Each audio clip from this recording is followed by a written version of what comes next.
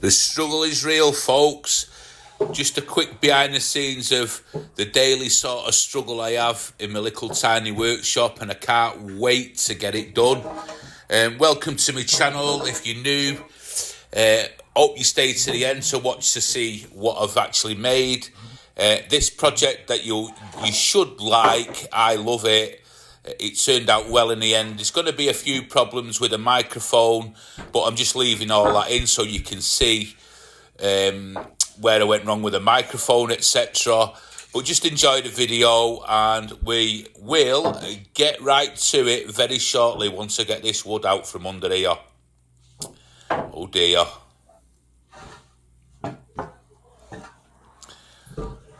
I'm still trying. Right, folks, good morning. Just going to show you this. I've got some 4x2 here. I've just got out for the project I'm going to do today. And I'm going to mill this up because I'm running short on wood. Running short on 4x1, 6x1, that kind of stuff. So I've got some of this that I've had under here for ages. So I'm just going to mill this up, get it cut up, and I'll be showing you shortly. Right, so this 4x2 I'm using here, I'm just going to chop it down into more manageable sizes. I've got to make a sort of stand for my table saw for the outfeed and everything, so I don't want to run lengths through my table saw this long. It's still hard enough with the size I'm cutting it down to. Safety first, make sure them fingers are away from that blade.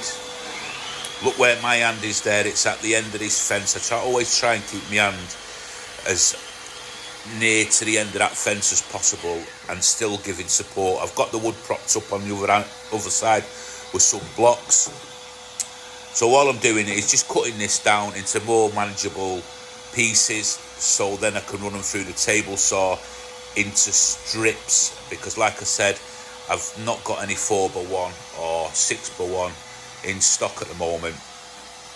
So that's all I'm doing here, and just to cut it down. And it's good practice really, if you've got wood and you've got a table saw, to mill your own wood, because it actually works out cheaper. It's just laziness buying the wood in specific sizes sometimes. I use a lot of scrap wood and scrap pieces, but for this project I'm doing that you'll see at the end, and do you know what, I just thought I'd try it, mill down a piece of 4x2, and it sort of works in the end. I'm not completely happy, but it's good. Right, what I'm going to do, I'm going to mill this 4x2 up, so I want to get the rounded corners off. So I've already done it on that side, but if you can see on that side there, just for some of the projects what I make, these corners can be a pain in the backside. So that's all I'm going to do. I'm going to run them through my table saw. I've already started on it, and I will show you now. Right, so what I'm doing here, just setting the height of the blade just over the wood here, and I'm just going to rip them short, shallow corners off, the sort of round over corner bits on the wood. That makes sense, I think. So just take your time, make sure everything's nice and tight, make sure everything's locked off here. I'm not happy with the length of this wood running. I should have an outfeed table there, to be perfectly honest with you, or make it 100% safe. I know I'm all right here, but you know, mistakes happen and accidents happen sometimes. So if you can get some form of outfeed table there, I'm silly here. I shouldn't be doing it like this, but it's fine at the moment. First job is make an outfeed table, I think, for me.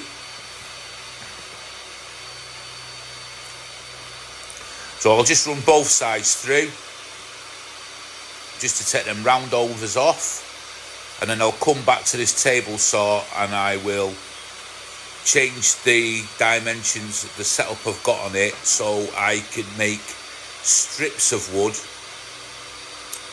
down the fatter face of it, if that makes sense. I don't know if that makes sense to you, but it makes sense to me. I'm just taking it easy, keeping my hands away in that imaginary circle I've got around that blade, what my hands won't pass, and that's how I operate. I always operate like that with a table saw. I am going to get a push block, some form of push block. I've seen some push blocks. Somebody commented about a push block. There is some good ones on the market. There's a Grip It one or something, grip something, I forget the name of it, and Milescraft do one as well, which are another good company. I'm not sponsored by them, by the way, but I just find their stuff really affordable and good quality, to be, if I'm perfectly honest. I'm going to be using a few Milescraft bits. I'm really impressed. So if you're on a bit of a budget and you're looking for them little hand tools and little gadgets for woodworking that might make a difference to you, go and have a look at the Milescraft range. I do recommend them, and like I say, I am not sponsored by them in any way. I don't have any sponsors as of yet on here, and when I do, if I do, that is, I want to keep everything as real as possible for you all, and please let me know where you're all from and support the channel with subscribing. So I'm just showing you there how I'm going through. So I'm running this through one side. The blade's not tall enough, so I've got to run it through, flip it over, then run it through again to make that strip of wood.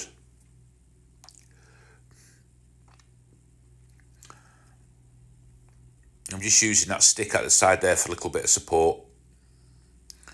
Before you go near that saw, if you see there, I've just switched it off. So there you go there. That's the kind of thickness I'm looking for. Could have done with a bit thicker really, to be honest. So I'm going back now to thinking about what I'm making. Now, whatever I'm writing in this book here, in the end, is totally irrelevant, because it just doesn't go the way I want it to go. But this is a brief idea, so you get your idea down on paper, and then things change as you go on through the project. But it's always good to have it down in paper, and sometimes if you can work and do some projects that you've got them in the head and don't do paper, that's good for learning as well. I hope that made sense to you.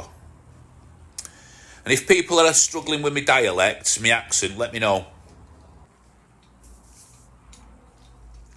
So I'm just measuring out,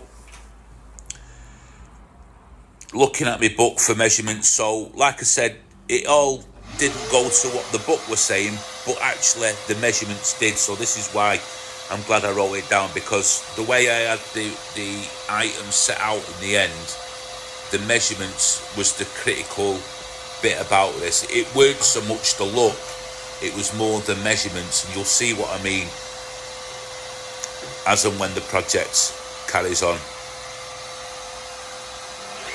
Getting the Makita, the finger eater going there.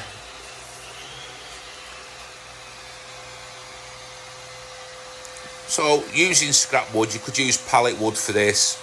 There's loads of wood you can use for this. I just thought I'd have a go at milling it down and seeing how it come out. Bit too thin for my liking, this wood, but it works.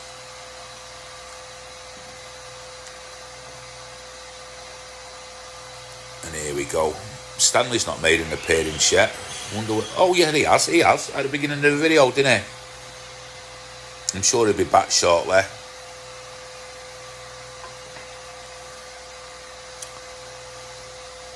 It's hot here today. Whereabouts in the world are you? What's the weather like? In the UK at the moment, it's summer. We don't have very good summers most of the time, but today is a real hot one, the hottest day of the year, I believe, as I'm doing this video.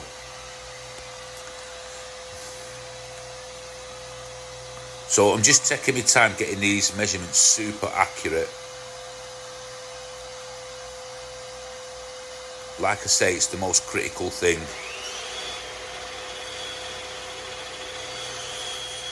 Take your time with that saw.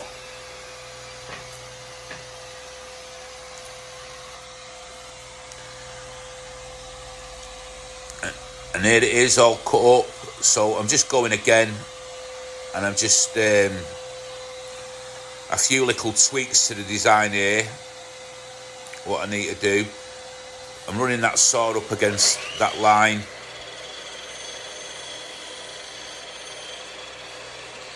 And just take it through. The blade I fitted to this saw is an absolute beast.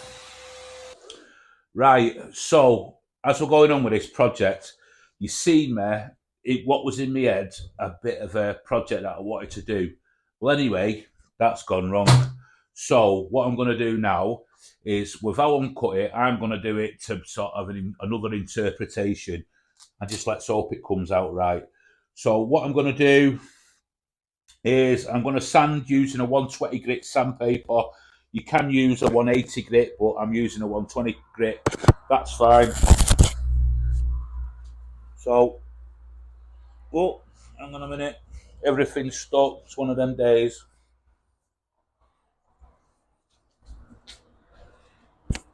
So, here we go.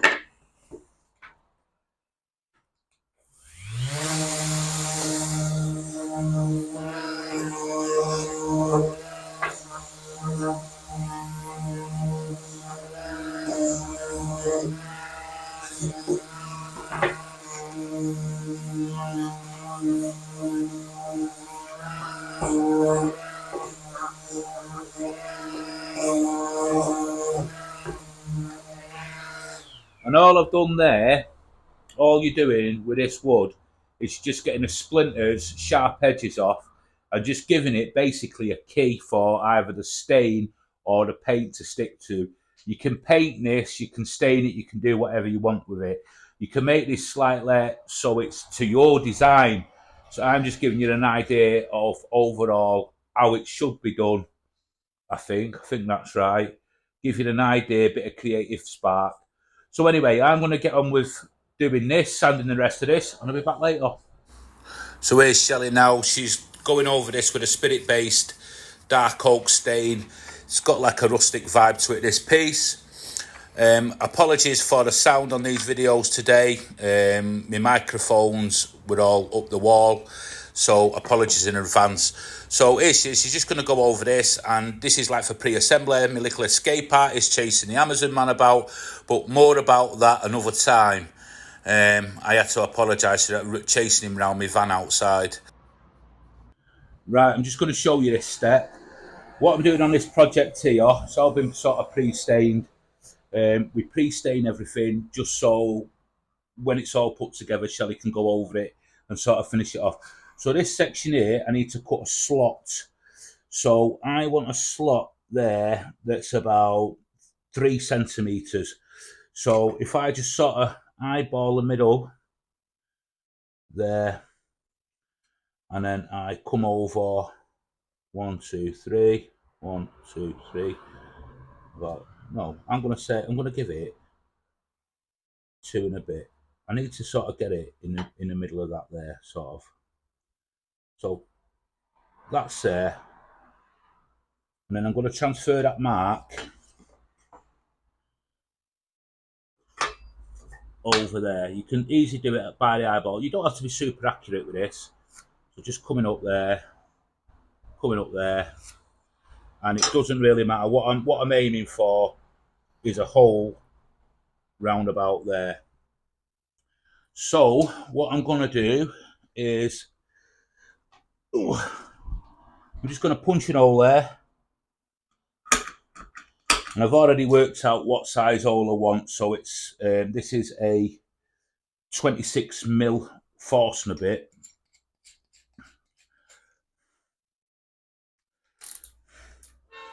And I'm just going to go in. Now put something at the back of this, because what it'll do, it'll prevent tear out, really ripping it out. I mean, you might get a little bit of tear out, but it'll prevent it. Now with these Forstner bits, right, so here's where my mic went wrong. You see me waving my hands. So I'm just doing a voiceover back here. So what I'm saying here, with the Forstner bit, the bigger the bit, take it slower. So all I'm doing here is I'm just going to go through nice and slow and try and prevent that tear out at the back.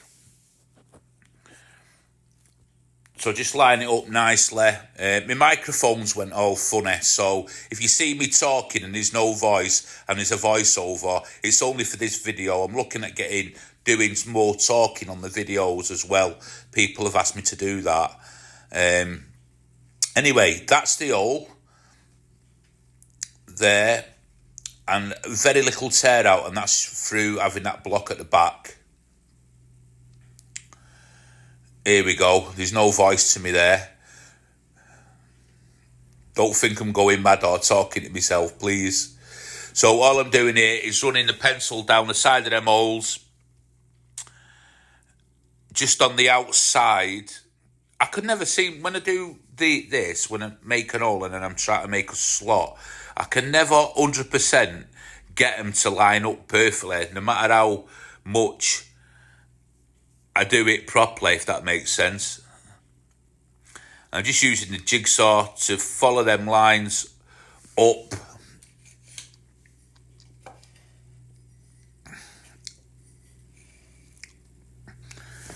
Just take it nice and easy with the jigsaw. Don't like the jigsaw.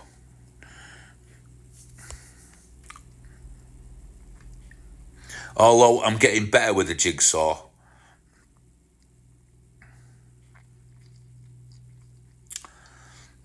And that's it, and that's what I'm aiming for. So I'll just go over them edges with a file just to clean them up. So here what I'm doing, I'm just putting them together, a bit of the frame, just using my speed square to square it up, make sure everything's nice and square. You can use clamps for this if you wanted. I'm just opting for using my speed square. I know it's right, so it's easy.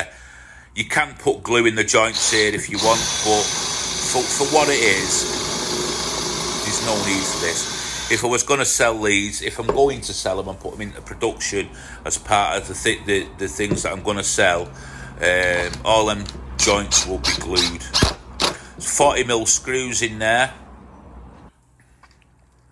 And I'm using a bit of CA glue here. I could have done this, I could have put this together a little bit differently. And I thought, you know what, I'm going to give the CA glue a try. It is amazing stuff. It really is. Bit of activator. CA glue and activator. I've already pre-marked that where this board's going, so it's nice and level. So when I dry fitted it, I run pencil lines up each side of that, so don't forget to do that. Just let that set. Now here's Shelley. She's going to go over everything again now with stain. So now you see the benefit of the pre-staining at the beginning. So now she just go over it where I've sanded, took rough edges back, anything I've scuffed and marked, and all the insides already done. So that's the benefit of that. On the screws on the side, I have plugged them, and here it is finished.